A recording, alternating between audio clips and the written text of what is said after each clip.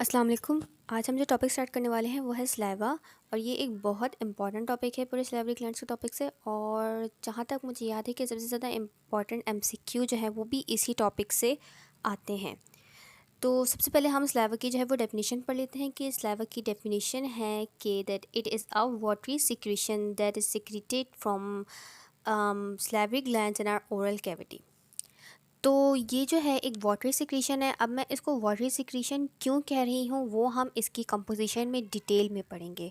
ठीक है बच्चों। तो हम सलाइवा का जो टॉपिक है वो कुछ हेडिंग्स के अंडर जो है वो एक एक करके इसको कंप्लीट डिटेल में स्टडी करेंगे। सबसे पहले बच्चों हमने पढ़नी है इसकी कंपोजिशन। ठीक है, कंपोजिशन के बाद हम जो है इसके फंक्शंस को डिस्कस करेंगे कि सलाइवा का जो है वो क्या रोल है और वो कौन कौन से फंक्शन परफॉर्म करता है ओरल कैविटी में।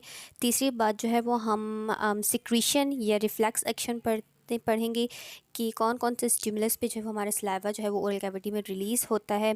और आखिरी नंबर पे हम इसकी ऑस्मोलैरिटी डिस्कस करेंगे कि हमारा जब सलाइवा सिक्रीट होता है तब उसकी ऑस्मोलैरिटी क्या होती है और जब वो ओरल कैविटी में रिलीज़ होता है तब उसकी कंसंट्रेशन क्या होती है। ये एक बहुत इंपॉर्टेंट टॉपिक है और हम इसको डिटेल में डिस्कस करेंगे।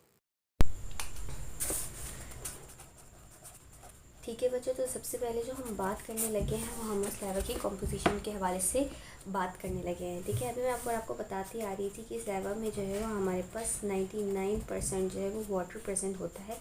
इसके अलावा इनऑर्गेनिक और ऑर्गेनिक कॉन्स्टिट्यूएंट्स भी जो है वो हमारे पास मौजूद होते हैं।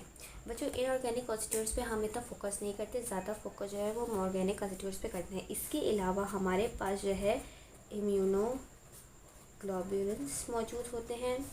ठीक है, और हमारे पास कुछ एंजाइम्स जो है वो भी मौजूद होंगे और हमारे पास प्रोटीन्स जो है वो हमारे पास ऑर्गेनिक मटेरियल में ही वो जो है आ जाएगा।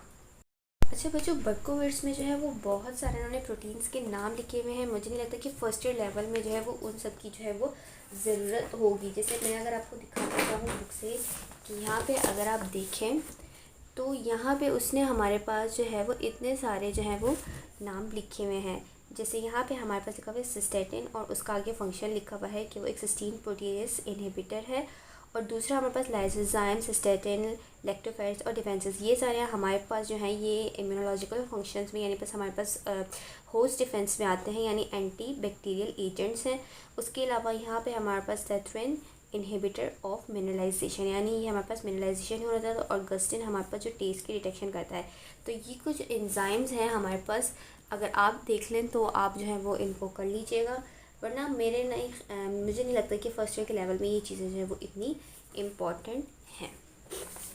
अच्छा जी, इसके बाद जो हमारे पास इंपॉर्टेंट बात है वो ये कि हमारे पास जो इम्यूनोग्लोबुलिन जो सलाइवा में प्रेजेंट होती है वो हमारे पास IgA होती है, जो लाजमी जो है वो आपके MCQs का पार्ट है।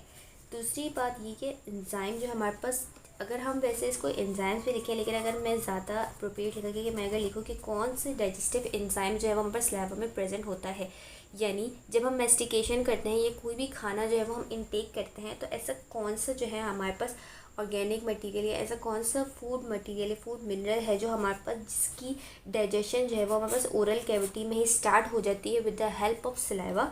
तो वो हमारे पास होता है बच्चों कार्बोहाइड्रेट, जिसको हमारे पास अमाइलेज एंजाइम जो है वो उसको डिग्रेड करना शुरू कर देता है। अमाइलेज एंजाइम जो है वो हमारे पास सलाइवा में प्रेजेंट होता है। इस अमाइलेज एंजाइम को एक और नाम लिखा हुआ है बर्कोविट्स में, पॉलीसेक्राइड हाइड्रोलाइजिंग एंजाइम।